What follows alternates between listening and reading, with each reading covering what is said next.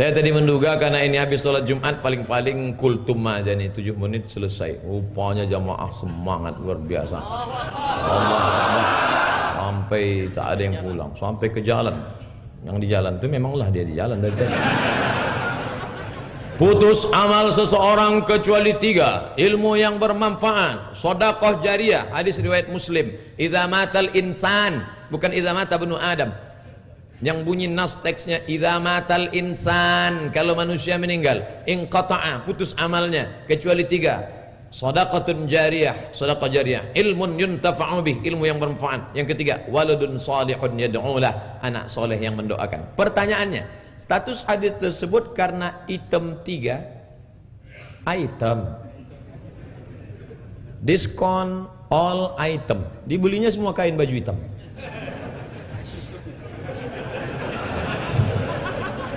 Status hadis tersebut karena item 3 seolah hanya doa anak biologis saja yang diterima, sedangkan di luar itu tidak diterima. Padahal banyak di antara kita menganjurkan doa untuk meninggal walaupun bukan orang tua. Saya tidak ada hubungan dengan orang yang meninggal di Baqi' di kota Al-Madinah Al-Munawwarah. Kalau saya berdoa di Baqi', doa saya sampai apa enggak? Sampai. Assalamualaikum ya ala diyar minal mu'minin wa inna insyaallah bikum lahiqun yarhamullah mustaqimin wal mustaqirin nasallahu lana wa lanakumul afiyah. Bagi yang hafal baca itu, yang tak hafal gerak-gerakkan aja mulut. Sampai. Tapi katanya di sini yang sampai cuma 3. Hadis ini bukan batasan. Ini hadis bukan batasan. Hadis ini mau menceritakan amalmu yang dulu putus, engkau rajin baca Yasin, setelah mati putus. Ada orang mati baca Yasin? Enggak ada. Engkau rajin kulhu, setelah meninggal dunia putus. Tapi ada amalmu yang enggak putus. Mana dia? Ilmu yang kau ajarkan ini Abdul Somad, amalmu. Kalau kau mati meninggal dunia, murid-murid jamaah mengamalkan, maka enggak putus. Apalagi sedekahmu, kau bangun masjid, setelah kau mati meninggal dunia, orang tetap sholat di dalam, berzikir, baca Quran, maka tetap mengalir. Amalmu yang ketiga apa? Anakmu. Anak itu amal kita. Iya. Saya nggak paham Pak Ustadz, masa anak itu amal kita? Istrimu hamil kan karena kau beramal. Memangnya kalau kau lihat aja hamil dia? Kan tidak. Itu maknanya. Hadis ini bukan batasan bahwa hanya 3 yang sampai, tapi mau menceritakan bahwa ada 3 amalmu. Amalmu dulu sampai, anakmu itu adalah amalmu. Maka beramallah yang baik supaya anakmu baik. Syukron Pak Ustadz, afwan. Kalau dikatakan syukron, afwan. Jazakumullah khairan katsiran wa iyyakum. Semoga Allah memberikan kamu balasan yang banyak Pak Ustadz. Wa iyyakum, kamu juga. Ini disebut orang syukran, senyum. Enggak apa-apa juga senyum. Ada dosa besar, ada dosa kecil, ada pahala besar, ada pahala kecil. Di akhirat kelak kita akan ditimbang berat mana antara amal baik, amal buruk. Pertanyaan, adakah dalam Quran hadis menjelaskan mengenai satuan dosa dan pahala sehingga bisa ditimbang untuk menentukan berat yang mana antara dosa dan amal baik? Ulama mengambil ijtihad dari Quran dan hadis serta pemahaman salafus saleh bahwa kalau disebutkan hukumannya maka itu dosa besar. Itu kode etiknya salah satu. Kalau disebutkan hukumannya maka itu dosa besar. Az-zaniyatu waz-zani, pezina perempuan dan pezina laki-laki, fajlidu kulla wahidin minhuma bi'ata jaldah, cambuklah dia 100 kali. Disebutkan hukumannya maka itu dosa besar. Man iqtana kalban, siapa yang memelihara anjing, bukan anjing untuk berburu atau menjaga, maka satu hari pahalanya dikurangi sebesar bukit Uhud. Itu dosa besar. Tapi kalau tidak ada disebutkan, itu dosa kecil menurut satu pemahaman. Tapi kalau ada satu ulama mengatakan tidak begitu, yang dilihat bukan dosa besar kecilnya, tapi dilihat di mana dilakukan.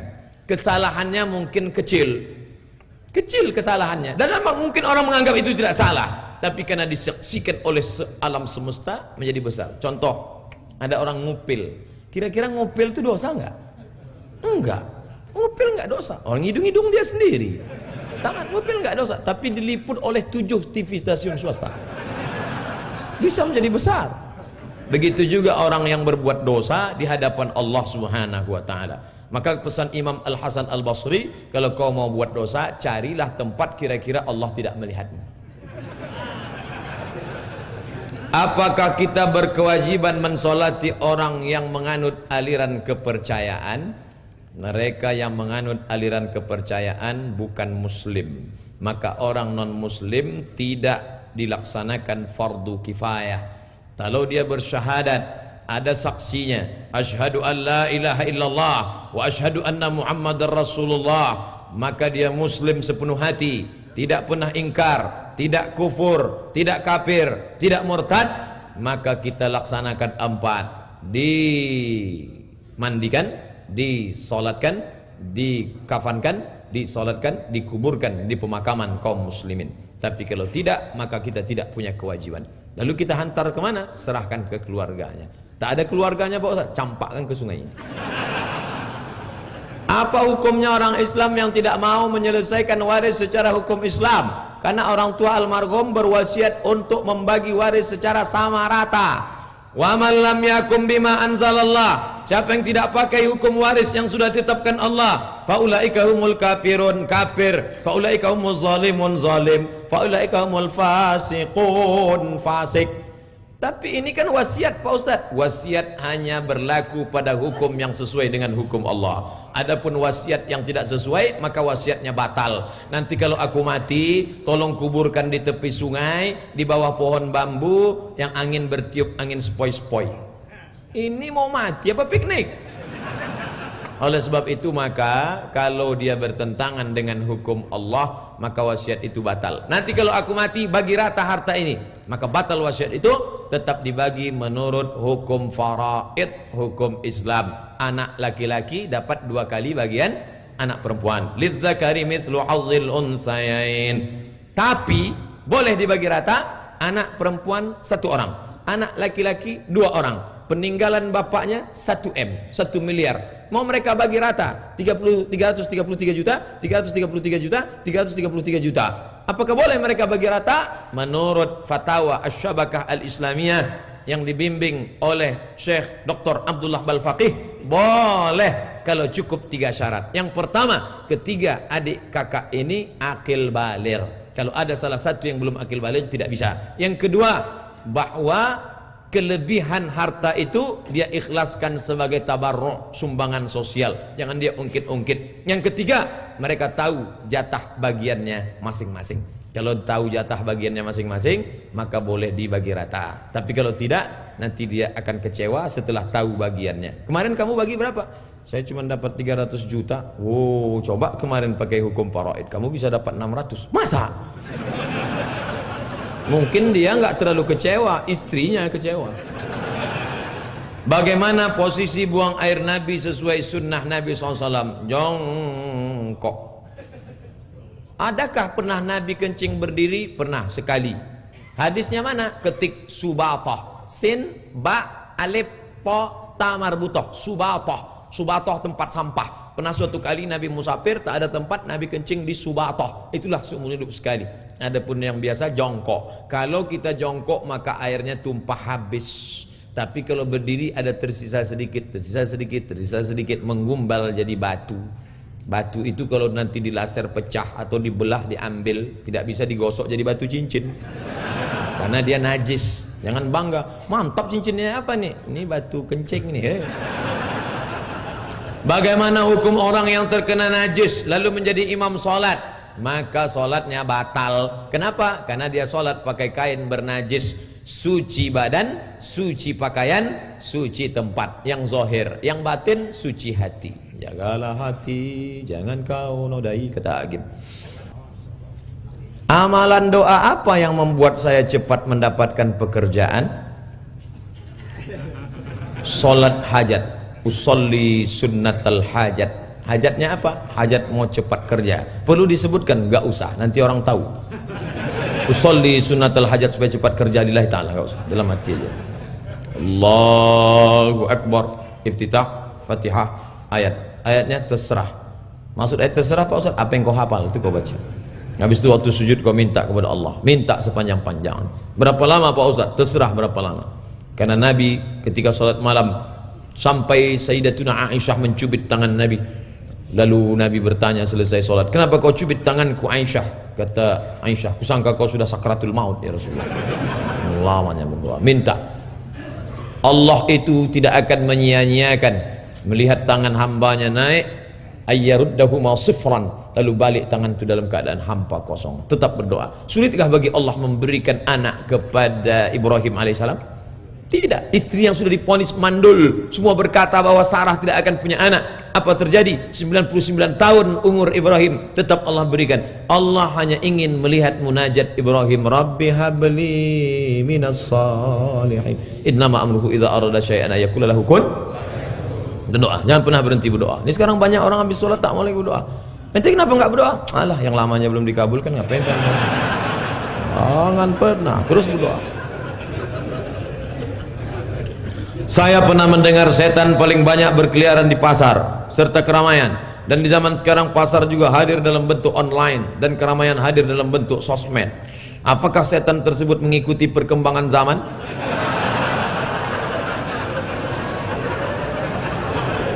Dunia setan jauh lebih canggih daripada dunia manusia.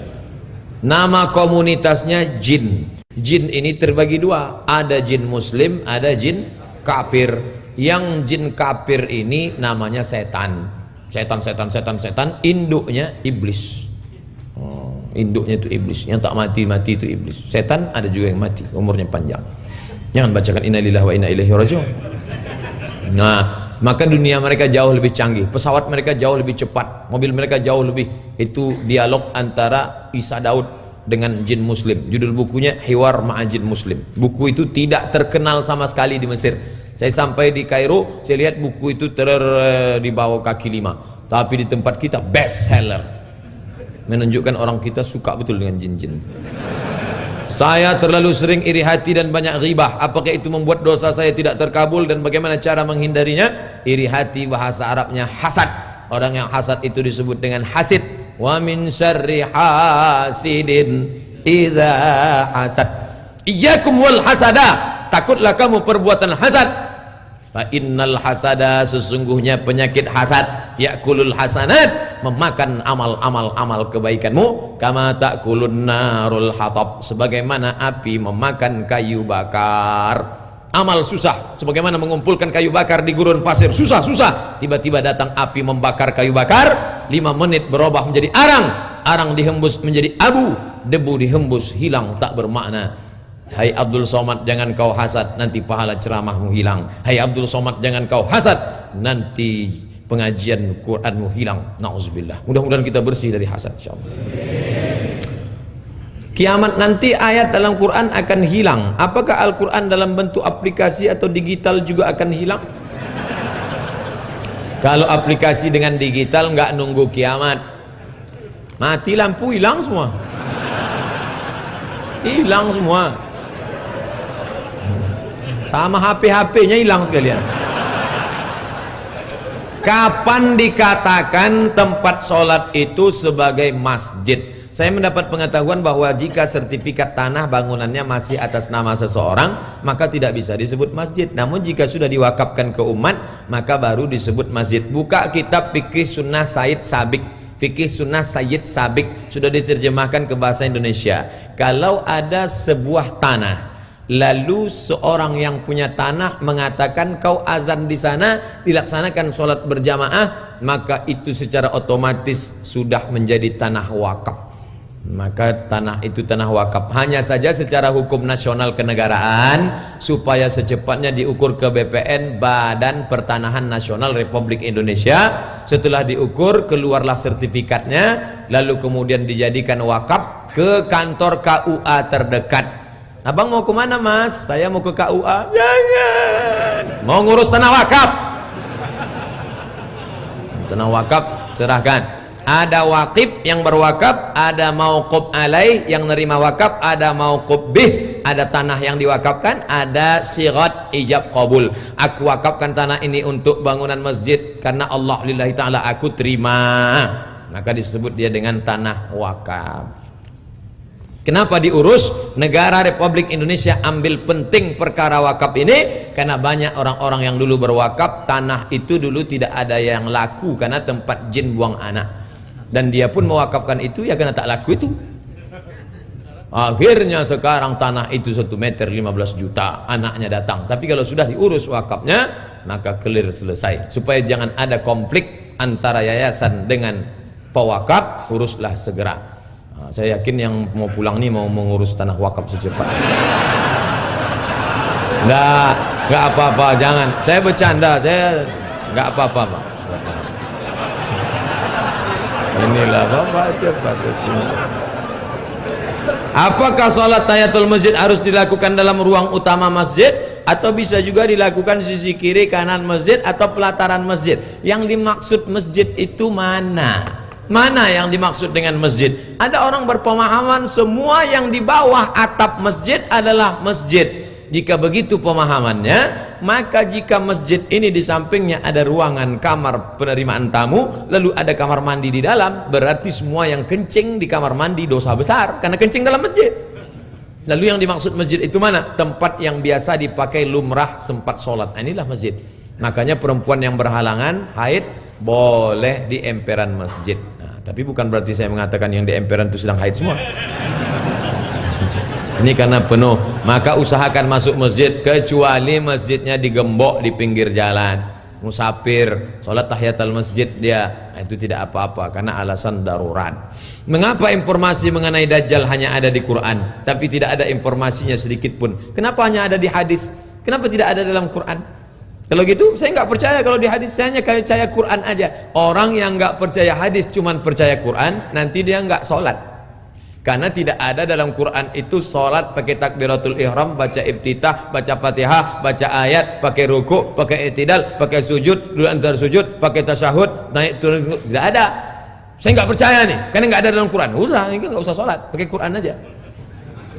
Maka Allah turunkan Al-Quran dan ada penjelasannya, disebutkan tentang hari kiamat, penjelasan tentang tanda-tandanya dijelaskan dalam hadis Nabi. Wa anzalna ilaika dzikra, kami turunkan Al-Quran ini kepadamu ya Muhammad, litubayyina linnas, supaya kau jelaskan kepada manusia, ma nuzila ilaihim, apa yang diturunkan kepada mereka engkau jelaskan. Itulah yang disebut dengan hadis Nabi Muhammad sallallahu alaihi wasallam yang dikumpulkan oleh para sahabat sampai ke tabi'in, tabi'in, lalu datanglah ulama-ulama pengumpul, Muhammad bin Ismail bin Ibrahim bin Mughirah bin Bardizbah Al-Bukhari, meninggal tahun 256 Hijrah. Itulah nama kitabnya Sahih Al-Bukhari, 7275 hadis.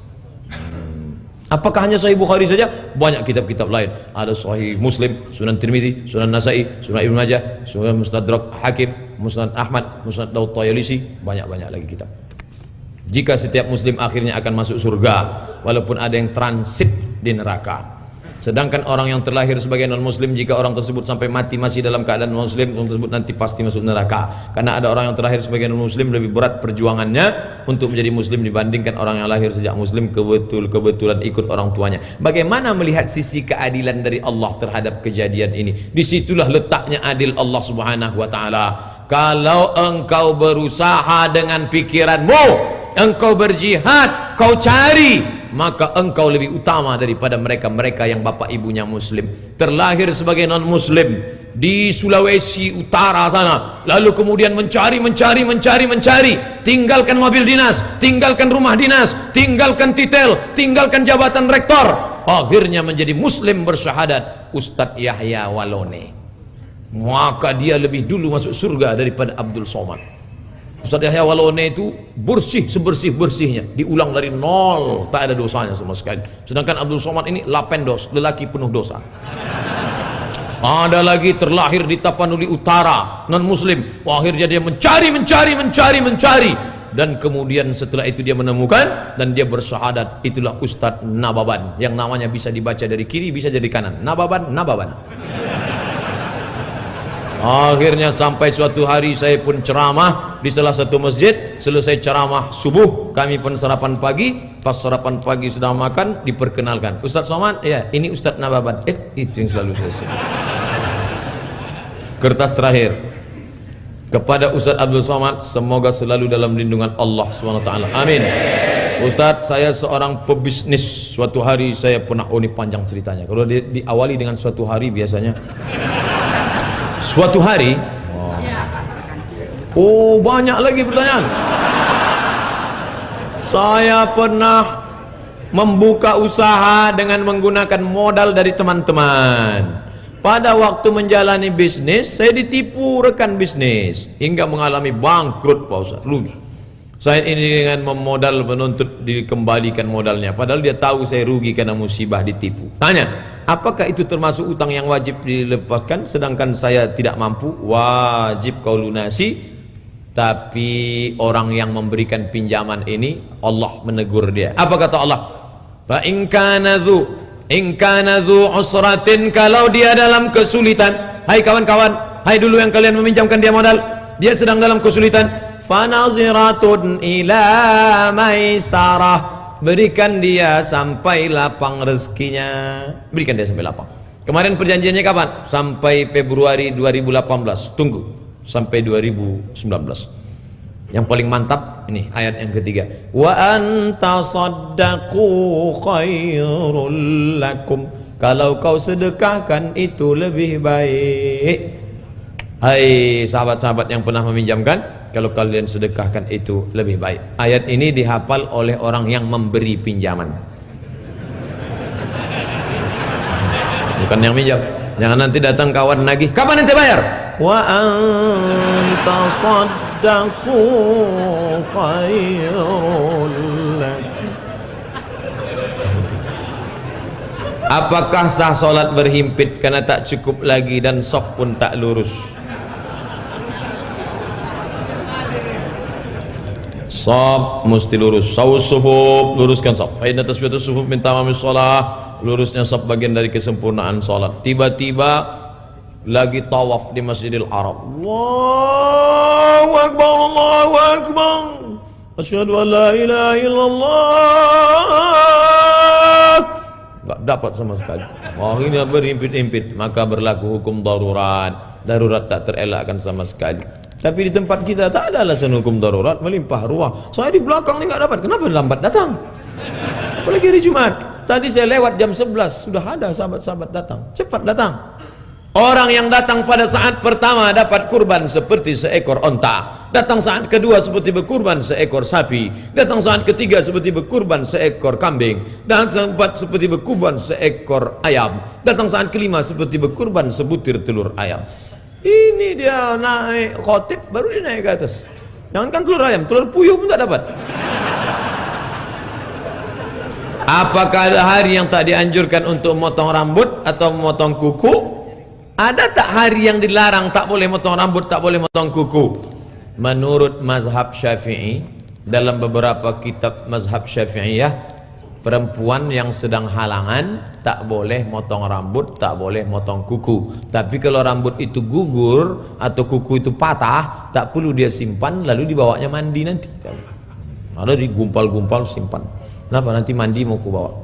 Saya tanya langsung ke Syekh kami di Al-Azhar, namanya Syekh Said Askar. Jumpa saya di jalan. Assalamualaikum Syekh. Waalaikumsalam. Fi baladi kanat imra'atun idza saqatat ash'aruha, kalau rambutnya gugur, au azfaruha, atau kukunya, ihtafazat biha, dipegangnya, thumma tasalat biha fil ghusli, kemudian dipakainya mandi. La ya bani, kata Sayyid Askar, la hadza, kata dia, la syai', tidak perlu, karena ini seperti sampah saja yang gugur. Yang gugur mandi, biarkan gugur, lalu jadi tak perlu air itu disaring pula, disaring rambut, biarkan saja gugur, tapi jangan motong. Lalu kemudian anjuran, bukan larangan. Idza ra'aitumul hilala dzil hijjah, kalau kalian melihat hilal dzul hijjah, wa arada ahadukum an yudhi, kemudian kalian mau berkurban, falyumsik an sya'rihi wa azfarihi, maka tahanlah rambut, tahanlah kuku, jangan potong. Dari mulai tanggal 1 Zulhijjah, 2 Zulhijjah, 3 Zulhijjah, 5 Zulhijjah, 7 Zulhijjah, 10, setelah motong baru. Tapi itu tidak larangan, itu sunnah. Ada lagi larangan? Ada, ketika ihram, labbaik Allahumma umrah, sejak bertalbiyah itu tak boleh. Jangan cabut bulu hidung, tak boleh. Jangan memotong kuku, tak boleh. Apa hukum seorang fotografer memotret acara lamaran, waktu menikahnya masih beberapa bulan ke depan? Apa bisa disamakan dengan foto prawedding yang sudah disepakati haram dilakukan? Lihat posenya dulu. Posenya ramai-ramai dengan keluarga. pakaiannya menutup aurat, nggak apa-apa. Tapi kalau posenya macam sudah nikah 3 tahun yang lalu, lalu kemudian memakai karena saking buru-burunya pakaian-pakaian yang belum selesai dijahit pun dipakai. Ada yang kurang dijahit di bawah, ada yang kain kurang tinggi 170, kain 70. Oh, ke atas kurang, ke bawah kurang. Maka janganlah. Sedangkan kita minta kepada Allah salamatan fid din, selamat dalam agama, wa afiatan fil jasad, badan sehat, wa ziyadatan fil ilmu bertambah, wa barakatan. Tak ada berkahmu saudaraku. Padahal banyak pekerjaan, walaupun kau fotografer, banyak yang bisa kau lakukan lebih baik, lebih bermanfaat. Bisa berkah kau bawa pulang, kau kasih ke anak istrimu. Semoga Allah selalu menjaga Ustaz. Amin. Saya mau bertanya, dalam kitab fikih Al-Fiqhul Wadih, bab Sunanul Ghusli, Fiqhul Wadih fikih yang jelas. Fiqhul Wadih, Sunanul Ghusli, sunat mandi. Dijelaskan bahwa dalam mandi besar tidak diperkenankan maaf, tak boleh telanjang bulat. Ada telanjang yang tak bulat. Mohon penjelasannya Pak Ustadz. Ada Quran, ada hadis, ada ijma', ada qiyas. Larangan tentang mandi telanjang ini, adab Islam amat sangat baik. Karena kita dijaga, inna alaikum lahafizin kiraman katibin ya'lamuna ma taf'alun. Itu adab, itu dalil bagi orang yang mengatakan mandi, baik mandi besar, mandi kecil, mandi biasa, mandi junub, kita menutup aurat. Adapun dalil orang yang mengatakan nanti kalau ada ustadz yang ceramah, boleh aja nggak apa-apa selama ada dinding nutup, apa salahnya? Itu ceritanya begini, ketika Nabi Musa alaihissalam mandi, dia nggak mau gabung sama Yahudi yang lain. Yahudi di sini mandi rame-rame, maaf telanjang. Ya Nabi Musa sendirian mandi. Lalu apa kata orang Yahudi? Tengok tuh, Musa nggak mau mandi sama kita karena dia kena penyakit maaf hernia, lampu strongkeng besar. Tengok tuh, Musa nggak mau mandi. Mereka ngejek, Musa nggak mau mandi sama kita karena dia kena penyakit. Lalu kemudian kuasa Allah, batu tempat Nabi Musa mandi itu bergeser, digeser Allah, batu itu jalan sendiri. Saat itu Musa nggak sadar, dia sedang mandi. Akhirnya semua mereka melihat, oh ternyata Musa tidak sakit, dia sehat walafiat. Nabi Musa mandi di balik batu itu dalam keadaan telanjang atau pakai pakaian? Telanjang, tapi di balik batu. Itu dalil mereka yang mengatakan boleh mandi telanjang kalau di balik kamar mandi lah.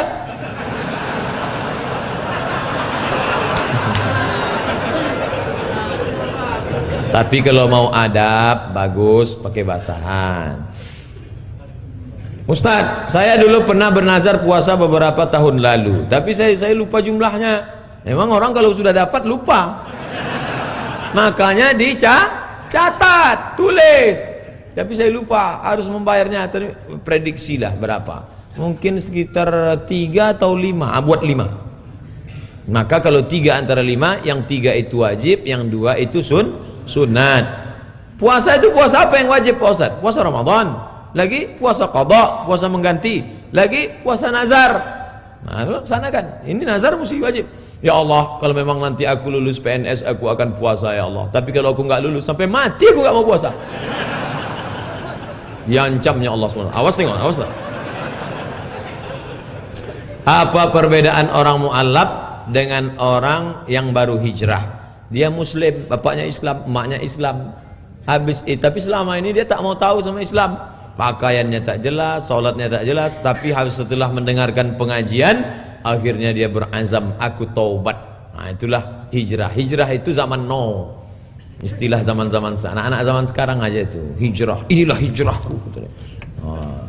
Adapun istilahnya taubat nasuha. Terserahlah mau pakai kata hijrah, mau pakai taubat, terserah. Yang penting.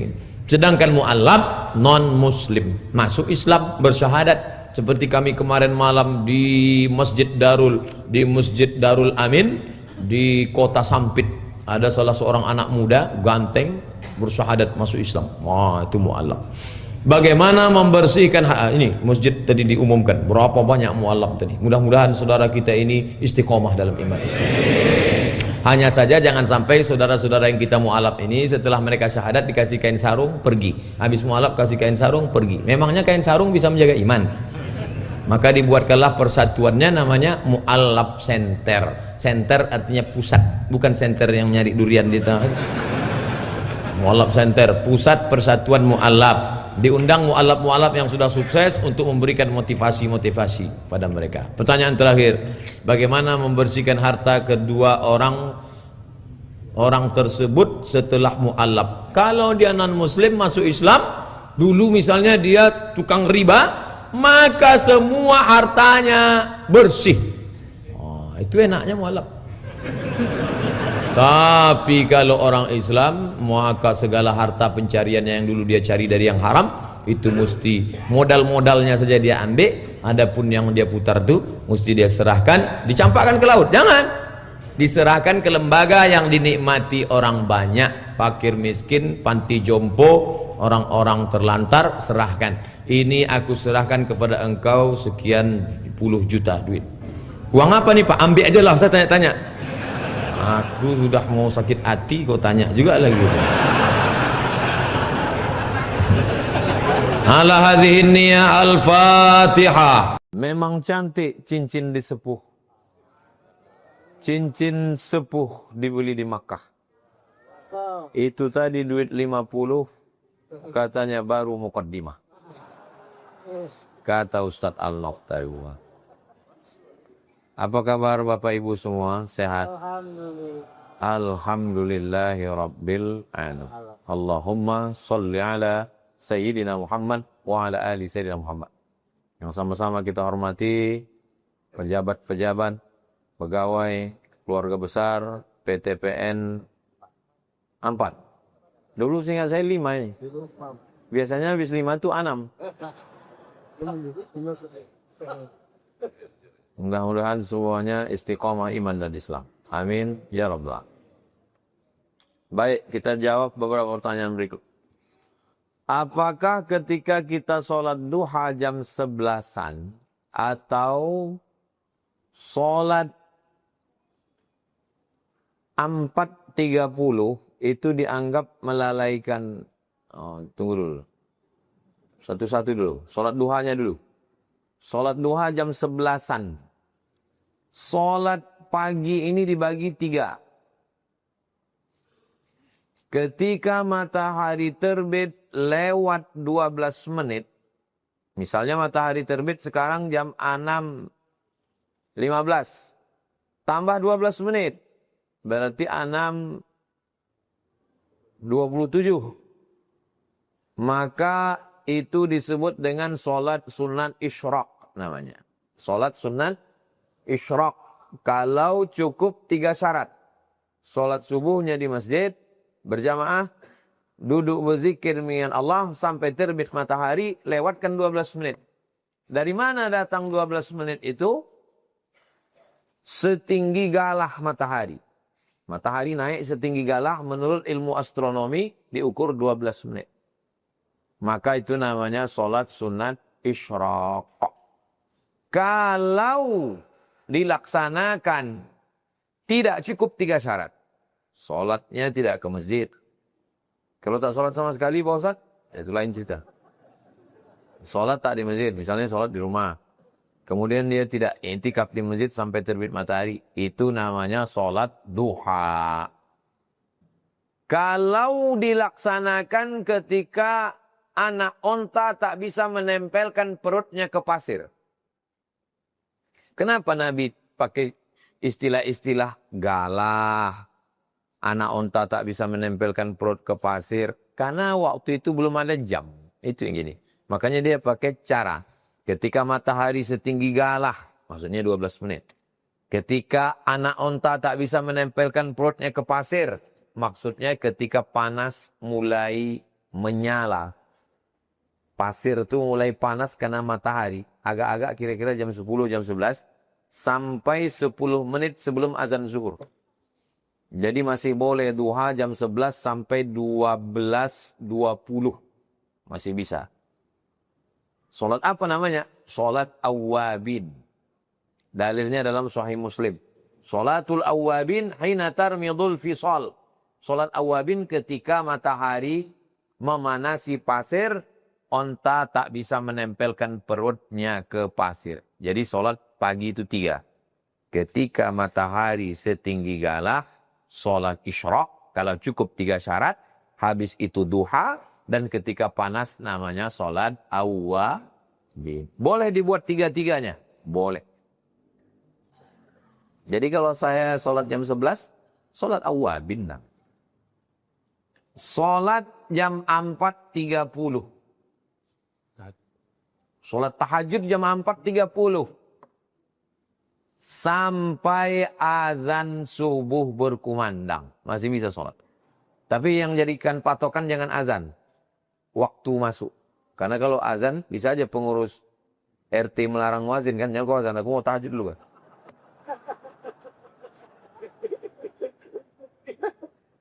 Datang Pak JM. Dilarangnya muazin. Jangan azan dulu.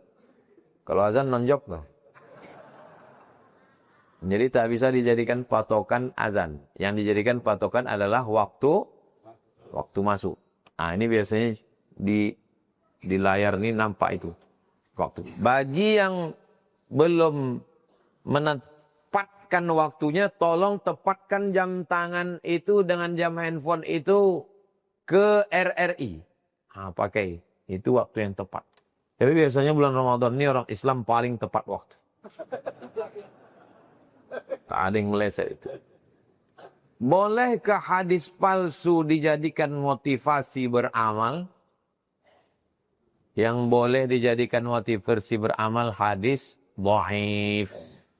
Hadis palsu tak boleh sama sekali. Contoh hadis palsunya, siapa yang gembira menyambut Ramadan, maka diharamkan Allah jasadnya dari api neraka. Tak boleh disampaikan. Hadis palsu hanya boleh disampaikan sebagai contoh. Boleh. Contoh hadis palsu. Itu boleh. Man fariha bidukhuli Ramadan, haramallahu jasadahu 'alan niran. Sudah saya tulis itu di Riau Pos. Tinggal tulis saja di Google itu. Kalau mau nyari tulisan saya tentang hadis palsu, Riau Pos. Habis Riau Pos, UAS, hadis palsu. Hadis palsu. Riau Posnya dulu, habis itu UAS, hadis palsu. Keluar. Tulisan saya di Riau Pos tentang hadis palsu, saya tulis tanggal 19 Juli 2013.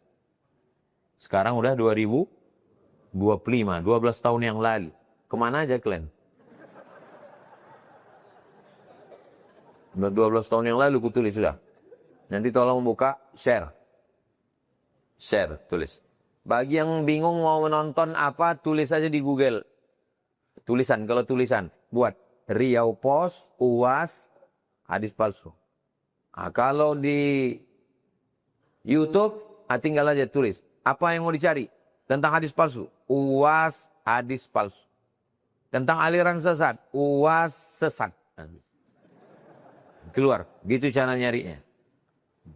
Udah saya tulis nggak keluar Pak Ustadz. Paket hadis. Bagaimana Ustadz? Ada yang mengatakan boleh kalau tidak dinisbatkan ke Nabi. Kalau tak dinisbatkan ke Nabi bukan hadis namanya.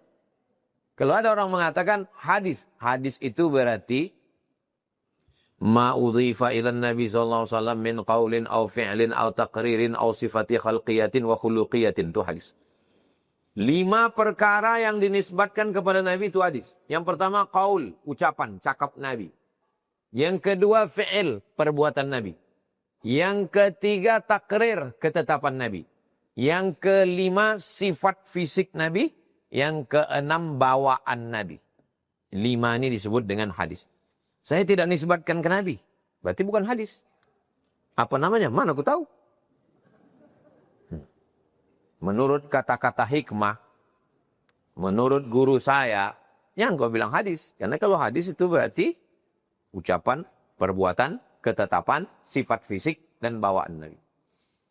Jika kita sedang musafir, ingin menjamak dan qasar solat, Ketika masuk zuhur kita mampir di masjid. Di masjid itu akan melaksanakan sholat zuhur sesama muqim. Apakah boleh kita sholat zuhur bersama imam muqim? Boleh. Imamnya muqim, makmumnya musafir. Maka ikut imam 4 rakaat. Zuhurnya 4 rakaat ikut imam. Tapi niatnya jamak qasar, jamak takdim. Nanti salam imam, dia berdiri iqamat, dia sholat asarnya 2. Atau dibalik. Misalnya saya mau pergi ke Dumai. Pas sampai di simpang tol, berhenti saya di masjid. Nampak orang itu. Nampaknya katanya, Ustadz lah maju Pak Ustadz. Gue bilang, saya musafir. Enggak apa-apa Pak Ustadz. Maju saya. Maka saya jadi imam 2 rakaat. Makmumnya 4. Begitu saya salam. Assalamualaikum warahmatullahi wabarakatuh. Assalamualaikum warahmatullahi wabarakatuh. Makmum itu jangan ikut salam. Kau kan mukim. Aku berdiri. Tambah 2 lagi. Karena dulu pernah waktu saya sedang ceramah jadwal hari Rabu di An-Nur, imamnya dari Palestina. Waktu itu ada seminar imam-imam internasional. Maju imam Palestina itu ke depan. 2 rakaat salam dia. Dia musafir. Makmum tuh bingung. Sebagian salam, sebagian berdiri, sebagian menengok. Maka saya tulis di Riau Pos. Langsung hari itu juga saya tulis di Riau Pos. Kalau masuk orang, saya sebetulnya waktu itu mau mengkritik Imam An-Nur.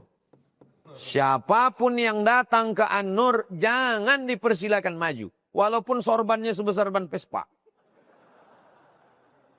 Karena sudah diangkat di situ imam, namanya Imam Ratib. Kurang hebat apa ulama-ulama Al-Azhar Kairo Mesir itu. Tapi kalau datang mereka ke Masjidil Haram, yang tetap menjadi imam adalah imam-imam yang diangkat oleh Raja. Syekh Abdurrahman Sudais, Syekh Su'ud Suraim, Syekh Mu'aykili. Begitu juga dengan imam kita di Masjid PTP 4 ini. Siapapun yang datang kemari, maka imam tetap. Macam tadi. Mana saya maju? Walaupun baju saya kebesaran. Oke, jubah kebesaran. XL ukuran. Nah. Apakah boleh kita sholat zuhur bersama imam mukim? Boleh. Ikut saya mukim 4. Jangan 2 rakaat salam. Kemudian asarnya kita jamak ke zuhur lalu diqasar. Ya. Habis itu asarnya 2 rakaat jamak qasar, jamak takdim. Atau kita menunggu orang mukim selesai sholat.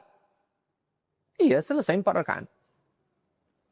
Selesaikan dengan imam itu 4 rakaat. Tidak boleh imam itu dipotong di tengah. Tak boleh waktu tasawuf awal tuh. Assalamualaikum warahmatullahi wabarakatuh. Pak Imam, aku musafir Pak Imam. Tak boleh. Kau selesaikan imam. Mana dalilnya? Ju'ilal imamu liyu'tamma bihi. Imam diangkat untuk diikuti. Bukan untuk dilawan. Ikuti imam itu sampai 4 rakaat. Habis itu berdiri. Baru sholat asar 2 rakaat. Karena musafir. Apakah boleh kita sholat sendirian qasar dan jamak saat sholat mukim berlangsung? Masuk kita ke masjid. Orang itu sedang sholat. Sholat pula kita sendirian. Tinggallah pahala berjamaah 27. Masuk kok ke situ 27. Ini sendirian. Bagus 27. Aku nggak suka rame-rame Pak Ustadz. Yang bodoh lah kau. Ikutlah sama dia. Ikut sholat berjamaah. Pahala itu 2 rakaat cuma. Sholat sudah selesai. Baru sholat sendirian. Sholat asar 2 rakaat. Jelas? Kadang sedang puasa ini tak jelas dah apa. Kurang konsen. Sudah selesai tanya, apa kata Ustaz? Entah aku ayat. Aku semangka aja nampak gue deh.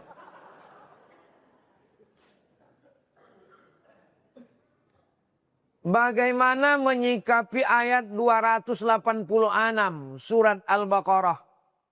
La yukallifullahu nafsan illa wus'aha. Allah tidak membebani orang di luar kemampuannya. Misal orang baik-baik harus menanggung malu karena perbuatan orang. Contoh, maaf hamil karena perbuatan, misal na'udzubillah, orang baik-baik tiba-tiba perbuatan yang tak baik, dia dihamili, diperkosa orang, na'udzubillah, mohon maaf. Bagaimana itu Pak Ustadz? Jadi cerita ayat ini begini ceritanya. Masih sabar ini kan? Kalau nggak sabar pun, aku biasa saya ngomong sama kamera aja berdua. Itu di TV One itu mana ada jamaahnya? Berdua aja kan? Maksud saya kalau kalian masuk kantor, masuklah. Saya tidak. Jadi ceritanya begini. Turun ayat 285. Ini yang ditanya ini kan 286. Turun ayat 285. Bunyinya begini. Lillahi ma fis samawati wa ma fil ard. Wa in tubdu ma fi anfusikum. Kalau kau nyatakan apa yang ada di dalam hatimu. Kau cakapkan apa yang ada di hatimu. Au tukhfuhu, atau kau diam. Yuhasibukum bihillah. Kau tetap dihisab. Tetap dihitung. Duduk kita pinggir jalan. Nampak orang besar pakai baju kekecilan. Orang kecil pakai baju kebesaran. Macam saya tadi lah. Orang kecil pakai. Pasti terlintas di pikiran kalian kan? No? Macam dalam kelambu Ustaz nih kita. Itu berdosa itu. Berdosa. Karena bunyi ayatnya. Wa in tubdu ma fi anfusikum. Kalau kau cakapkan. Au tukhfuhu. Atau kau sembunyikan. Yu'asibukum bihillah. Kau tetap dihisab. Tetap dihitung. Berat atau tak berat? Berat. Berdatanganlah sahabat ini ke Nabi. Ya Rasulullah. Kalau begini. Semua yang kesimpan di hati yang tak tercakapkan pun dihisab juga. Kami tak sanggup ya Rasulullah. Tak sanggup kami hidup kalau begini.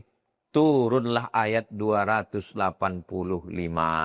Turunlah ayat 286. La yukallifullahu nafsan illa.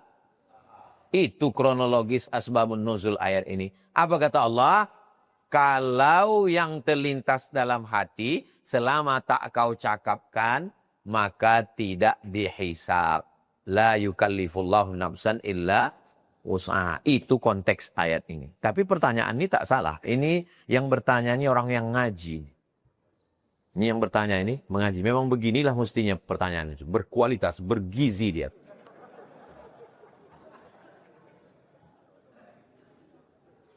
Adapun orang baik. Tiba-tiba datang yang tak baik. Innallaha katabal maqadir. Allah sudah menuliskan takdir. 50 alfasanah. 50.000 tahun. Qabla an yakhluqas samawati wal ard. Hadisnya ada dalam Sahih Muslim. Hadis sahih. Sebelum Allah menciptakan langit dan bumi, sudah dituliskan takdir, maka dia hanya bisa berkata, la haula wala quwata illa billah.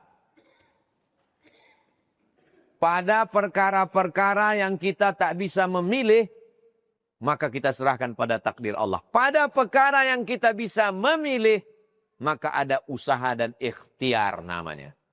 Saya mau ceramah berdiri atau mau ceramah duduk. Itu bisa milih atau tak bisa? Bisa. Kalau saya mau, saya berdiri. Kalau saya mau, saya duduk. Itu kan pilihan. Tapi pada perkara yang tak bisa memilih, orang baik jadi korban perkosaan, maka tidak ada jalan lain kecuali menyerahkan pada takdir. Datang ke masjid PTPN 4. Diletakkannya motor di bawah pohon. Dikuncinya stangnya, dikuncinya rantainya, dikeluarkannya pula rantai besi. Dikuncinya ban motor itu ke tiang. Ke pohon kayu yang ada di bawah. Selesai sholat tarawih, ditengok, pohon kayu itu pun disinsu orang. Apa yang bisa dia katakan? La haula wala quwata. Ini takdir. Tapi orang yang datang ke cicilan, Gara-gara sibuk scroll-scroll, ditinggalkannya kunci di situ. Lalu ngadu dia, Pak, hilang motorku. Cemana kejadiannya? Kok kunci? Ku tinggalkan. Mampus lah kau. Kurang usaha. Ada tiap. Anak baik-baik. Datang dari kampung. Tinggal di kos-kosan. Sengaja di kos-kosan satu kampung. Pakai hijab. Orangnya baik. Tidak pacaran. Malang tak dapat ditolak. Untung tak dapat diraih. Nauzubillah. Tiba-tiba balik malam datang geng motor. Nauzubillah. Terjadi macam yang terjadi. Takdir. Tak terelakkan. Tapi dengan penuh kesadaran, baru semester 1 udah 3 pacarnya. Salome. Balik ke kampung mengandung. Marah orang tuanya. Kok bisa kau mengandung? Apa kata dia? Takdir ya. Takdir kepala tuh kau katanya. Jelas? Ada perkara-perkara yang kita memang tak bisa memilih hidup ini. Menjadi orang Jawa, Batak, Sunda, Bugis, Mandailing, Melayu, itu kita memilih atau tak memilih? Emang kalau lagi puasa ini susah konsen memang. Menjadi orang Jawa, Banjar, Bugis, Afrika, Cina, itu kita bisa memilih atau tak bisa memilih? Mana bisa kita memilih? Datang rupanya dulu malaikat. Kau mau jadi apa? A. Arab, B. Batak, C. Cina. Mana ada? Makanya kita tak boleh mengejek orang karena sukunya. Karena itu bukan pilihan. Beragama ini pilihan atau keterpaksaan? Pilihan. Pakai akalmu, pakai pikiranmu. Kau gunakan. Habis itu kau bersyahadat, membaca, mendengar. Bingung saya menonton channel mana? Tontonlah channel Ustaz Abdul Somad Official. Subscribe, like, share, and comment. Kecuali hari Jumat, Sabtu, pekan kedua. Itu tidak di channel Ustaz Somad. Karena ini akan diupload di channel Tabung Wakaf Umat. Jangan lupa subscribe. 100% hasilnya untuk pesantren Nurul Azhar. Yayasan Tabung Wakaf Umat. Keluar dari jembatan Leton. Nanti jumpa simpang bingung, jangan lagi bingung, langsung belok ke kiri. Menuju pesantren Yayasan Tabung Wakaf Umat, 25 orang gratis setiap tahun, mengalir pahala sampai hari kiamat. Dan sudah dibantu oleh PTPN sebanyak 50 juta baru DP. Kenain main PTPN ini. Dan pikir cece ini. Bagaimana cara memperbaiki akhlak kita dalam berinteraksi dengan orang lain? Sekolah pertama sebelum TK, SD, SMP, SMA, S1, S2, S3. Sekolah pertama adalah ibu, ayah. Itu sekolah pertama. Datang anak saya, Sami, baru 3 tahun. Pas mau salaman, dipukulkannya. Salam Pak Cik Nak, salam Pak Cik Nak. Dipukulkannya. Saya pukul tangannya. Jangan biasakan. Salam. Sampai mati dia akan ingat. Tak boleh memukul orang. Tak boleh kurang ajar. Saya, ini duduk di atas kursi ini. Di lubuk hati saya paling dalam tetap merasa berdosa. Karena dulu pernah waktu kecil datang tamu. Udah begini mata mak tuh. Datang tamu duduk di bawah, saya duduk sini, udah begini. Kita nggak paham, Pak. Begitu tamu itu pulang, dikecilkannya radio tuh. Sampai sekarang saya merasa tak enak ini duduk di atas sih, karena ada orang tua di bawah. Tapi karena kamera sudah begini susunannya, nggak enak kita berdiri kan? Dari kecil terlonjak-lonjak, sudah besar terbawa-bawa, sudah tua terubah. Tidak. Tadi, sebelum dari sini saya ceramah di BRK. Orang itu menyalami saya. Dua tangan orang itu. Dua pula tangan saya. Nampak saya orang berdiri. Berdiri pula kita. Begitu kita menghormati orang. Apa saja hal-hal yang harus diperhatikan dalam menjaga hubungan baik dengan keluarga dan tetangga kita. Kalau bisa balas, balas. Tak bisa balas, idkhalus surur fi qulubil mu'minin, senangkan hati orang. Orang sudah buat baik sama kita, fa'akafi'uhu, balas. Tak bisa kita balas, doakan. Tak bisa doakan, senangkan hatinya. Tak juga bisa, mati aja lah. Apalagi yang bisa? Pisang emas bawa berlayar, masak sebiji dalam peti, hutang emas dapat dibayar, hutang budi dibawa ke kantin. Apa yang bisa kita lakukan? Bagaimana cara memperkuat kesabaran dan ketabahan dalam menghadapi cobaan? Pertama, yakini bahwa itu sudah dituliskan Allah di takdir lauhil mahfuz, papan di atas langit sana. Yang kedua, bahwa kita disuruh wasta'inu bis sabri was salah, salat. Begitu kita sedang diuji, langsung ambil wudhu, salat. Kalau kebetulan pagi, duha. Kalau kebetulan malam, tahajud. Kalau kebetulan sore, salat sunat mutlak. Salat sunat hajat. Usolli sunatul hajat, kasih aku sabar ya Allah. Lillahi ta'ala. Yang ketiga, yakini bahwa pahalanya unlimited. Innama yuwaffas sabiruna ajrahum bighairi hisab. Ujian-ujian yang kita hadapi ini dikasih Allah ke kita supaya sujud kita lebih lama. Ini kalau tak ada ujian hidup ini, sujud kita ini macam stempel pos. Tapi kalau berat ujian kita, lama sujud kita. Subhana rabbiyal a'la wa bihamdi, subhana rabbiyal a'la wa bihamdi. Kenapa kita punya ujian hidup? Supaya kita bertuhan. Karena kalau tak ada ujian hidup ini sombong, angkuh. Sedang diuji pun sombong juga. Supaya tangan kita itu meminta ke atas khusyuk. Supaya kita berharap dan yang keluar dari mulut kita, ya Allah, ya Allah. Itulah tujuan Allah. Walanabluwannakum bisyai'im minal khauf. Kuuji kalian dengan rasa takut. Takut miskin, takut susah. Yang sekolah takut tak lulus. Yang kuliah takut tak sarjana. Yang udah sarjana takut tak kerja. Yang udah kerja takut tak naik pangkat. Yang sudah punya duit takut tak berbini. Yang sudah punya istri takut tak punya anak. Yang udah punya anak laki-laki takut tak punya anak perempuan. Macam saya. Anak saya laki-laki semua. Takut. Walanabluwannakum bisyai'im minal khauf wal ju', lapar. Wa naqsim minal amwal, kurang harta, miskin, bangkrut, susah, melarat. Wal anfus, sakit. Was samarat, paceklik, kering, banjir. Wa basyiris sabirin. Ada rupanya orang yang tak ada ujian hidup ini. Berat kali hidup ini Pak Ustadz. Itu namanya ujian. Hadiahnya surga. Kalau ringan hidup ini, hadiahnya cuma cuci tangan. Sama kipas angin. Makanya kita diminta istiqomah. Karena berat itulah istiqomah. Kalau ringan namanya istirahat. Boleh ditulis untuk bagi yang ada usaha sablon baju boleh buat. Karena berat istiqomah. Kalau ringan istirahat. Tapi baju-baju yang begitu jangan dibawa sholat tarawih. Tengok orang. Kertas terakhir. Tengok udah gak sabar orang ini dah.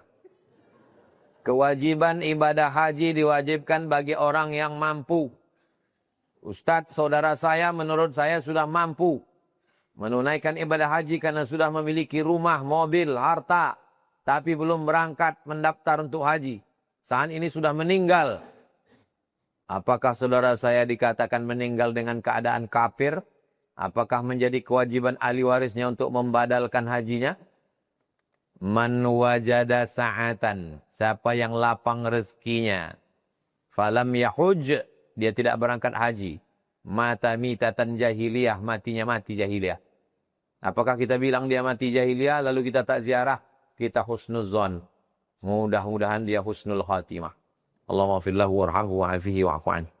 Maka bagi anaknya, keluarganya yang mau menghajikannya, dibadalkan haji. Badal haji sampai. Menurut 4 mazhab. Paling tua Hanafi. Nomor 2 Maliki. Nomor 3 Syafi'i. Nomor 4 Ambali. Cara membadalkannya. Misalnya saya sudah haji. Mau membadalkan almarhum. Maka saya niatkan. Aku niatkan haji ini untuk menghajikan almarhum. Bagi keluarga yang sudah haji. Bagi yang belum, tak bisa menghajikan orang yang sudah meninggal dunia. Perihal pajak, makin berat aja nih. PBB, pajak bumi dan bangunan, pajak STNK, dan harta lainnya dibebankan kepada pribadi. Apabila kita meninggal dunia dan kita tidak membayarkan, apakah beban pajak tersebut menjadi utang buat kita, Pak Ustadz? Pajak itu kesepakatan seluruh pemimpin di Indonesia mewajibkan pajak bumi bangunan, pajak kendaraan, makan pun dipajak sekarang. Jangan banyak-banyak kalian makan. Yang semestinya kita tidak perlu bayar pajak saking banyaknya penghasilan Indonesia. Tapi karena kita sudah sepakat bayar pajak, bayarlah pajak. Orang bijak taat pajak. Lah, jam 6:10. Kini Ambo jawab beberapa pertanyaan. Jangan kemana-mana, kita lanjutkan setelah yang satu ini.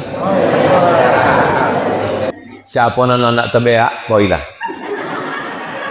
Yang Ustaz Somad menyebut jangan kemana-mana, ditahannya. Habis pengurus susah mencuci karpet.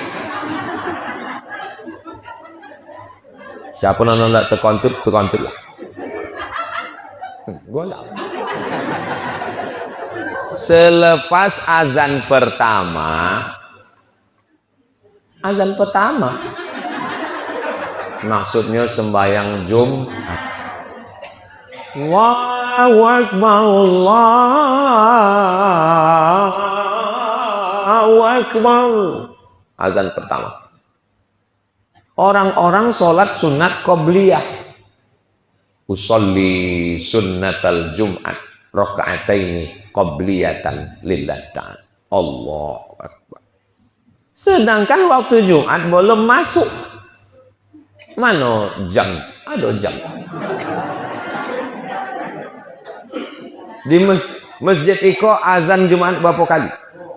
2 kali. Azan pertama jam berapa?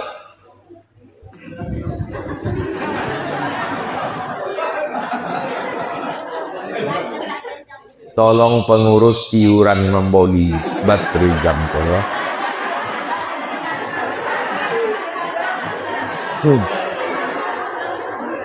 Kita tengok waktu sholat Pekanbaru. Waktu sholat Pekanbaru, zuhurnya jam 2 boleh. Zuhur jam 2 boleh lewat 1. Di Siko azan Jumat pertama, mana muazin? Jam berapa Jumat pertama? Masuk waktu. Berarti kasus kau tidak di Masjid Iko. Di Siko azan pertama sesudah masuk waktu. Masuk waktu, teng. Allahu Akbar, Allahu Akbar. Usolli sunnatal Jum'ah raka'ataini qobliyatan. Tapi ada beberapa masjid yang azan pertamanya sebelum masuk waktu. 5 boleh menit sebelum masuk waktu. Jam 11 sampai 5. Jam 2 boleh, kurang 5 boleh azannya. Allahu Akbar, Allahu Akbar. Tahu gak uang? Usolli sunnatal Jum'ah qobliyatan. Selesai sembahyang ditanya, uang sembahyang apa? Qobliyah Jumat. Mana ada qobliyah sebelum masuk waktu? Maka perhatikan, masjid itu termasuk yang azan pertamanya sesudah masuk waktu atau sebelum masuk waktu. Kalau sudah masuk waktu barulah qobliyah. Kalau belum masuk waktu duduk aja lah di situ. Sampai masuk waktu barulah awak sembahyang qobliyah Jumat. Mawak pakai mazhab Syafi'i. Mazhab Syafi'i ada qobliyah Jumat. Ambo yakin Masjid Iko pakai mazhab Syafi'i. Kenapa? Karena azan pertamanya sesudah masuk waktu berarti memberikan kepada jamaah qobliyah Jumat. Ini penting ibu, walaupun ibu tak sembahyang Jumat, tapi anak ibu laki-laki. Anak ibu bertanya, Mama, itu ada masjid azannya sebelum masuk waktu. Jadi gimana sholat? Sholat aja, yang penting niatnya baik. Mana pula bisa asal niat baik? Sembahyang zuhur jam 11. Di depan mihrab ada kuburan. Mihrab kok sampai imam. Ada kubu di muka. Ada. Di depan mihrab ada kuburan. Jaraknya 1,5 meter. Apa hukum sembahyang di mukanya ada kuburan? Hebat-hebat pertanyaan luang. Ini menunjukkan masyarakatnya kok mengaji, paham. Cerdas luang. Tolong bedakan antara 3. Pertama, la'anallahu al-yahud wan nasara. Allah melaknat orang Yahudi dan Nasara. Ittakhadhu qubur anbiya'ihim masajid. Kuburan nabi-nabi, kuburan orang soleh diratakan, dibangun di atasnya masjid. Itulah yang dilaknat Allah Ta'ala.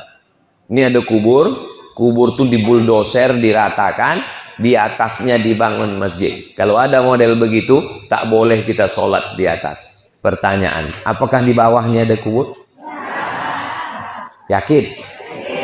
Kubur kucing? Itu yang pertama. Yang kedua, sholat di masjid yang di sampingnya atau di depannya ada kubur. Misalnya Masjid Raya Senapelan Pasar Bawah. Awak sembahyang menghadap ke kiblat. Itu di sebelah mana ya? Sebelah kanan ada makam sultan, ada makam Habib keturunan Nabi, namanya Habib Utsman Sahabuddin. Datang berdakwah ke Riau, datang Sultan Siak, dinikahkannya sama anak gadisnya, namanya Tengku Embung. Nikahlah Habib tadi sama anak sultan. Itulah kenapa anak cucu sultan itu bergelar Syarif. Sultan Syarif Hashim. Punya anak namanya sultan terakhir Sultan Syarif Kasim. Itu maka sultan-sultan Siak itu keturunan Nabi. Gara-gara ada Habib yang dinikahkan dengan anak sultan. Makamnya ada di samping Masjid Raya. 3. Sholat ke kubur. Iko ada kubur, sembayang. Kebetulan awak Idul Fitri. Allahu Akbar, Allahu Akbar. Terlambat datang. Sembayangnya di Masjid Raya. Terlambat, tergeser. Pasti di muka kubur. Jadi masalah iko mesti dipahami dengan jernih dan paham. Tentang masalah masjid dan kuburnya ada 3 masalah. Pertama, membuldoser kubur, dibangun masjid di atasnya. Haram, terlaknat. Yang kedua, sholat di masjid yang di sampingnya atau di depannya ada kubur. Hukumnya mubah, boleh, karena ada dinding pembatas. Dan ketiga, sholat tepat di depan kubur. Hukumnya makruh. Tapi kalau menyembah kubur, hukumnya hak. Jelas apa tak jelas? Jelas? Jadi jangan sholat yang ada kubur. Jangan sholat yang ada kubur. Coba tanya balik, apa yang kau paham? Pokoknya gitulah. Tak bisa begitu. Awak sholat ke masjid iko, ini termasuk golongan yang mana? Bukan sholat ke kubur, karena ada dinding. Sholat yang di masjid ada kubur, sholatnya tidak sah. Berarti yang sholat di Masjid Nabawi tidak sah, karena di situ ada kubur, ada kubur Nabi. Iya, kalau Nabi nggak apa-apa. Itu di samping Nabi itu tak Nabi, yang 2 itu mana Nabi? 3 kubur di situ. Kubur Nabi, kubur Abu Bakar, kubur Umar. Bukan Nabi. Jelas apa tak jelas? Kalau tuan membeli kipas di tempat kawan, banyak orang mendengar ini tak jelas karena dia belum sarapan. Itu namanya cakap telak. Saya mau bertanya, kemarin saya ikut kelas di kampus. Dosennya bertanya kepada kami. Apa ditanyanya? Beritahukan Ustadz dalil kunut. Ini bertanya dalil kunut. Ada buku 37 masalah populer? Hah? Mana? Mari bawa buku itu.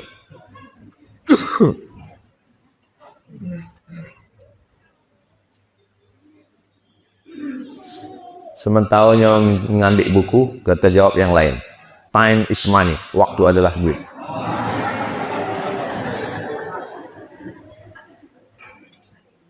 Apakah ada dalil membaca doa bersama? Wah, hebat pertanyaan.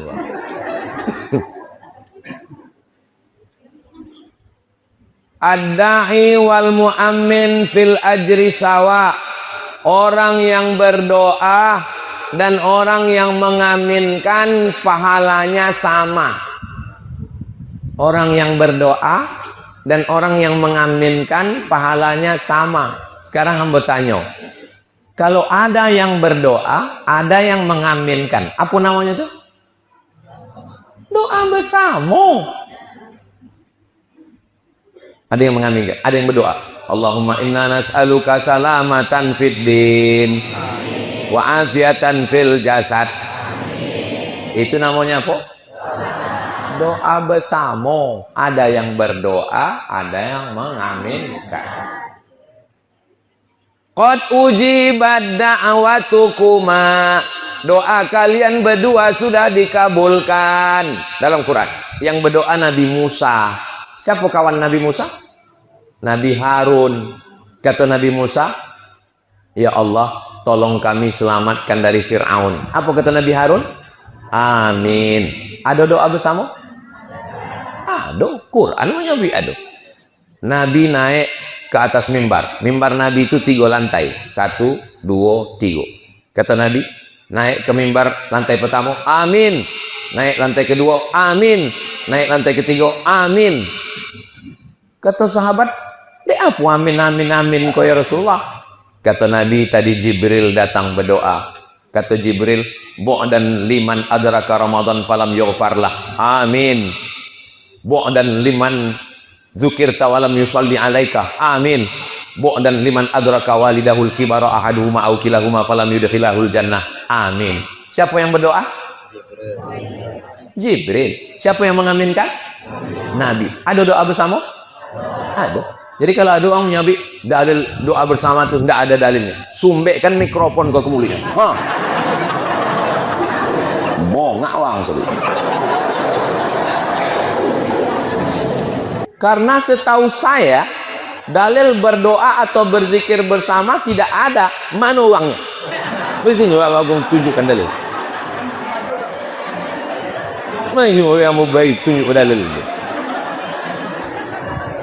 Sumbek kan gue kemudian. Tak lu adu katanya.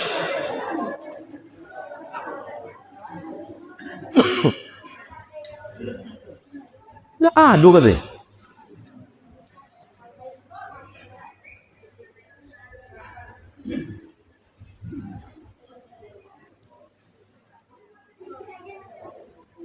Doa kunut subuh halaman 233. Kenapa buku kau 37 masalah populer?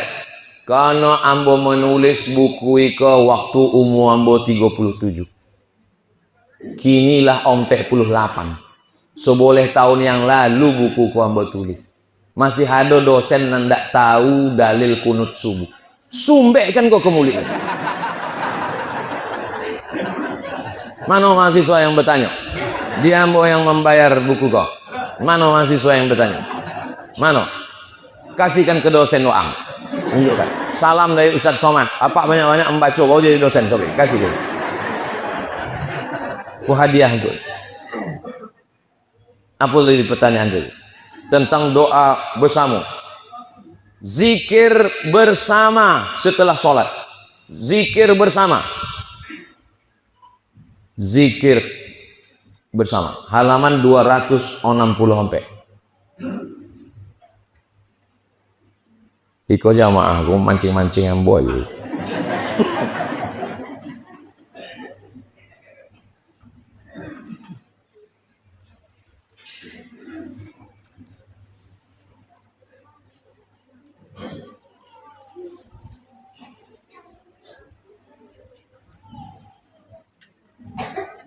265. Allazina yadhkuruna Allah. Allazina itu surang atau jamak? Jamak. Jamak itu surang atau banyak? Banyak itu bersama atau surang? Bersama lah bonga. Bersama lah, jamak itu ramai. Ramai besar. Dah. Dalil kedua. Wazzakirinallaha wazzakirat. Muslimin, muslimat, mukminin, mukminat, zakirin, zakirat. Surang atau banyak? Banyak. Zikir banyak, beramai-ramai bersama-sama. Wakeh tenan. Kok siji loro ora, wakeh kabeh zikir. 3. Ya ayyuhalladzina amanu. Ya ayyuhalladzina amanu. Surang atau banyak? Hadis 266. Inilah masalahnya, masyarakat kita ini masalahnya satu, tidak mau membaca. Nanda mau membaca, ambo bacakan. Ambo bacakan. Inna lillahi malaikatan. Ada malaikat-malaikat yang berkeliling di atas dunia. Apa tugas malaikat itu?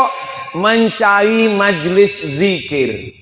Begitu nampaknya majlis zikir, malaikat bonti ikut berzikir bersama awak. Ko hadis ke hadis sahih.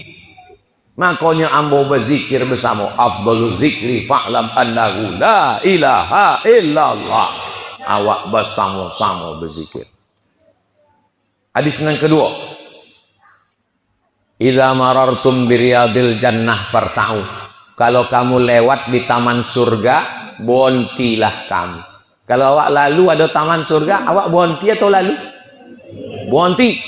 Kata sahabat, mana ada taman surga di dunia ya Rasulullah? Ada taman surga di dunia. Apa taman surga di dunia? Majlis zikir. Boleh? Boleh. Jangan sampai jamaah kau menyebut joleh deknya takut. Ambo kau hati ambo lembut. Eko suara kau bukan dek hati keras. Ini karena mikrofonnya mantap. Hadis yang ketiga. Idza marartum biriyadil jannah farta'u. Sama dengan hadis kedua tadi, sama tapi ujung jawabnya beda. Kalau kamu lewat di taman surga, apa itu taman surga? Lingkaran zikir. Itu maka kalau awak berzikir dalam tarekat itu membuat lingkaran bulatan. La ilaha illallah. Hadis nang keempat. Nabi menengok sahabat berzikir, Nabi bertanya, apa kojo kalian kok? Kata Nabi, kami berzikir. Kalian berzikir mengharapkan dunia? Tidak, hanya mengharapkan Allah. Lalu apa kata Nabi SAW? Allah membanggakan kalian kepada malaikat-malaikat. Allah membanggakan majlis zikir awak pagi ini kepada para malaikat. Hadis yang kelima.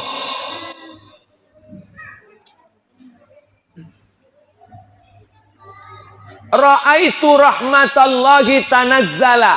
Ambo menengok rahmat Allah turun dari langit kepada majlis zikir. Awak mendapatkan rahmat dari majlis zikir tadi insyaallah. Hadis yang ke-6. Siapa yang mengucapkan la ilaha illallah wahdahu la syarikalah, lahul mulku wa lahul hamdu, yuhyi wa yumitu wa huwa ala kulli syai'in qadir. Nabi mengucapkan itu, maka dia sudah mengikuti perbuatan Nabi sallallahu alaihi wasallam. Hadis yang ke-7. Ana inda zanni abdi bi. Aku menurut prasangka hambaku kepadaku. Iza zakarani fi nafsihi. Kalau dia berzikir sendirian. Kalau ada orang yang berzikir suang di tengah malam, Allah menyebutnya sendirian. Wa iza zakarani fi malain. Kalau dia berzikir mengingat aku beramai-ramai, maka aku menyebut dia di majlis yang lebih ramai. Allah menyebut kita di majlis yang lebih ramai bersama para malaikat. Hadis yang ke-8. Kuntu a'lamu idzan sarafu bidzalika idza sami'tuhu. Raf'as sauti bizikri ina yansarifun nas minal maktubah kana ahli nabi. Berzikir bersama sesudah sholat dengan suara kuat sudah ada sejak zaman Nabi Muhammad sallallahu alaihi wasallam. Siapa yang meriwayatkan? Yang tadi kita sebutkan kuburnya di Taif. Siapa tadi? Itulah maka susah menjadi ustaz. Jamaahnya pelupo. Jangan kan nak menghafal 1, 2, 3 sampai menyebut surang periwayat pun tak ini. Abdullah bin Abbas yang meriwayatkan hadis tiko. Awak kalau lupa mengaku aja lupa. Jangan sobik tidak ada dalilnya. Sobik aja ambo kau pelupo Pak Ustaz. Bercampur sama bonga. Hadis ke-9. Ma min qaumin yazkuruna Allah. Kalau ada sekelompok orang berkumpul beramai-ramai berzikir, nazalat alaihimus sakinah, turunlah ketenangan ke hati mereka. Hadis ke-10. Hadis ke-11. Hadis ke-2 boleh. Pendapat para ulama lengkap semua. Pegang aja buku itu untuk menjawab kalau ada Wahabi bertanya.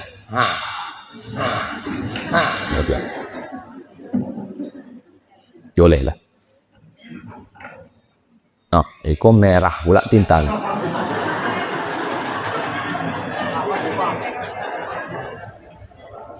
Apakah dalil takziah kenduri mati?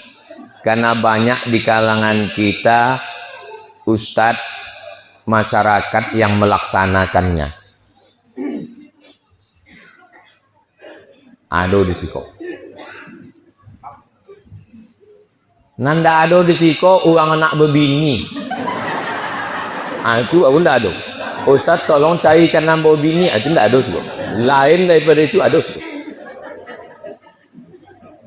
Apalagi maharnya 3 miliar sesuatu lain.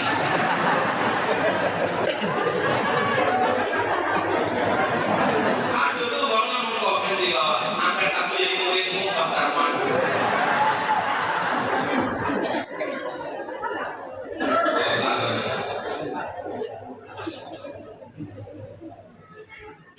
Mana hilang pula? Hah? Berdua Pak Tarman.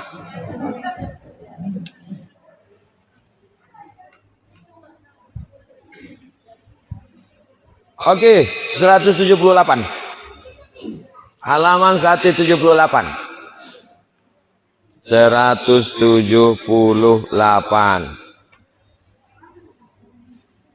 Buku kau dek ndak adonan mengaku tadi, ambo boykan ke ketua masjid ya. Mana ketua masjid? Ambo boykan Pak ketua masjid.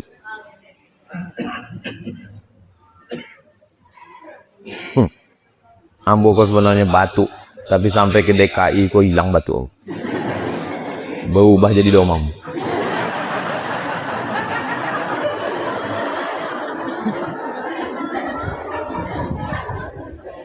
Aponan sampai amal awak untuk uang mati.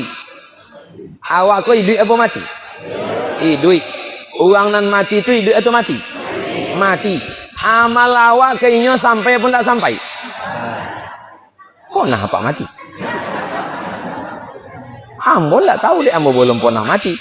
Dari mana Ustaz tahu? Dalil kekuatan amal awak pada dalil. Mana dalil? Nampak tamonan sampai pada orang mati. Haji sampai. Mudah-mudahan sawit awak naik, pupuknya turun. Jangan sawit naik, pupuk ikut naik. Sawit naik, pupuk turun, awak pun bisa bangkit haji. Ambo lah haji, tapi atuk ambo belum haji. Ambo haji kan ninyo. Labbaik Allahumma. Ambo menghajikan atuk ambo Nuruddin bin Abdurrahim. Waktu ambo di Mekah dulu, ambo hajikan datuk ambo. Sampai ndak pahala haji itu? Kodalnya, haji sampai. Yang kedua puasa. Ibu waktu mengandung anak puasa tinggal 30 hari. Menyusukan anak tahun pertama puasa tinggal 30 hari. Menyusukan anak tahun kedua puasa tinggal 30 hari. Ondak mengkodo tahun ketiga brocol meneh ora iso puasa. Ndak bisa puasa gara-gara apa? Gara-gara ulah apa-apa kok. Ndak bisa berpuasa, meninggalkan utang puasa. Berpuasa anaknya, ambo kodokkan puasa untuk emak ambo. Sampai apa tak sampai? Puasa sampai, kok dalilnya? Man mata, siapa yang mati, wa alaihi siyamun, punya utang puasa, soma'an hu alihu, puasa sampai. Yang ketiga, kurban. Itu dah karena mau kurban. Sapi pertama, Bapak Babinsa, Bapak Babin Kamtipmas, Bapak RT, Bapak RW, nomor 7, almarhum. Hah, almarhum bisa berkurban. Anaknya membawa 2,5 juta untuk almarhum. Sampai pula sampai? Sampai. Kok dalilnya? Nangka ampe sedekah. Datang si anak, dibolinya nasi kotak. Dibawainnya tetamu makan. Bapak Ibu, jangan takut ini harta warisan. Jangan takut ini harta subhat. Ini kan saya dari Pekanbaru bersedekah karena saya orang kaya. Apa Bapak tidak tahu saya ini kaya? Hah? Boleh awak makan nasinya? Boleh. Sedekah anak. Kok dalilnya? Ummi matat, mak ambo mati. Apa atau sadaku anha? Boleh ambo bersedekah. Kata Nabi, bersedekahlah. Sedekah waang sampai. Ayu sedekatu afdal. Sedekah apa yang paling elok? Suqiyal ma, memboi air minum. Sedangkan air minum sampai. Apalagi gulai bawang, asam podeh, tapa. Usah sabi lain meniti air.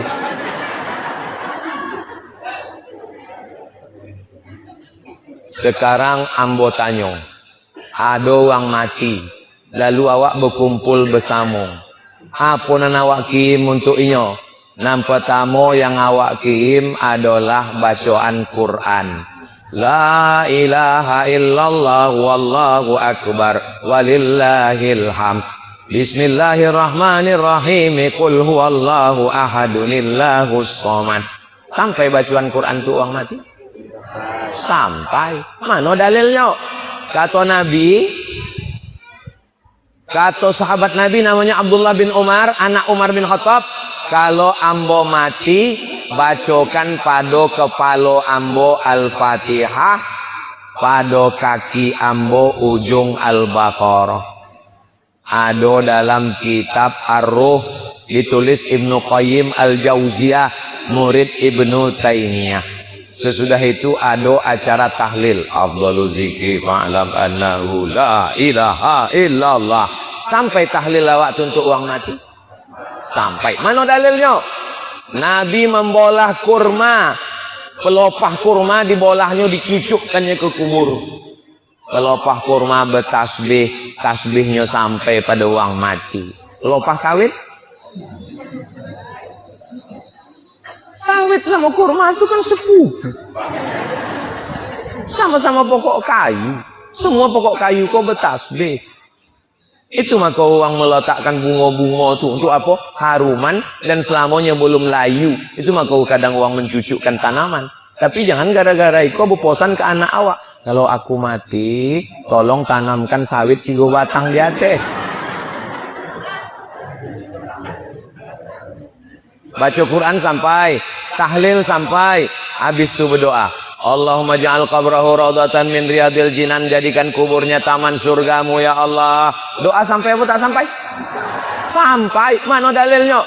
Kata Nabi kalau lewat di makam jangan mulut diam, bacakan doa. Assalamualaikum ya ahla diyar minal mu'minin wa inna insyaallah bikum lahiqun yarhamullahu mustaqlimina wal mustakhirin nas'alullah lana wa lakumul afiyah. Sampai.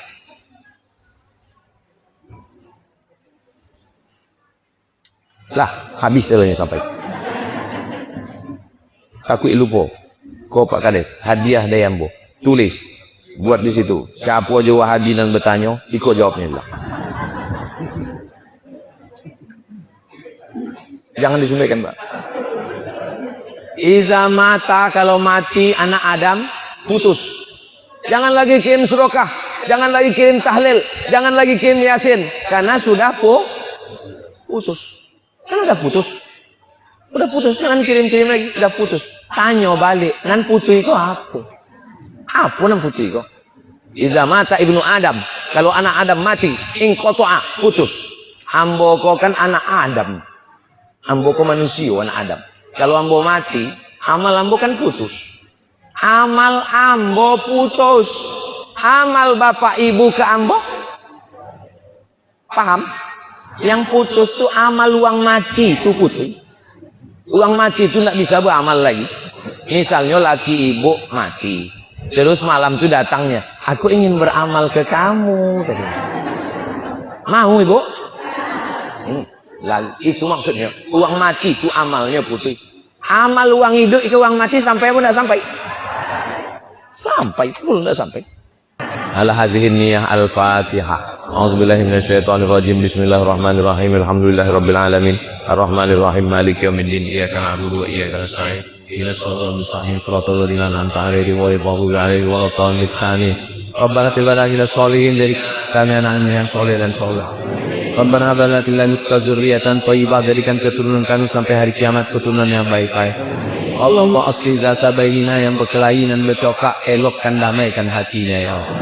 Rabbana fir lana dzunubana, ampunkan dosa kami, wali walidaina, kedua orang tua kami, wal masyayikhina, kiai-kiai kami, guru-guru kami ya Allah.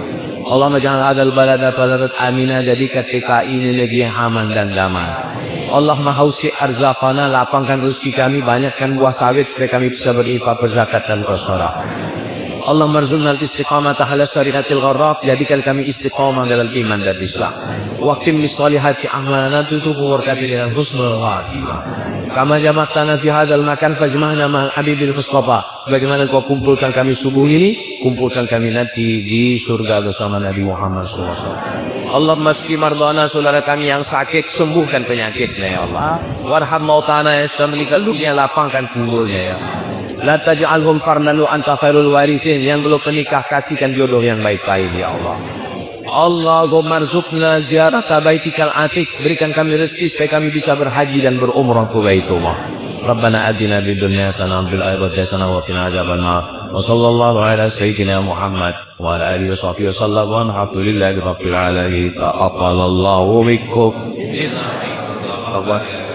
Supaya sholat 2 rakaat, niatnya usolli sunnatal isyraq raka'ataini lillahi ta'ala. Usolli sunnatal isyraq, pakai raka'ataini lillahi ta'ala. Siapa yang sembahyang subuh, duduk berzikir sampai tauhid fatwa'i, sesudah itu salat sunat isyraq 2 rakaat, kana lahu ka ajri hajjatil wa Allah, dapat pahala seperti haji dan umrah. Jadi darabat salat sunat isyraq saudaranya, masing-masing sembahyang sunat. Ketika Bapak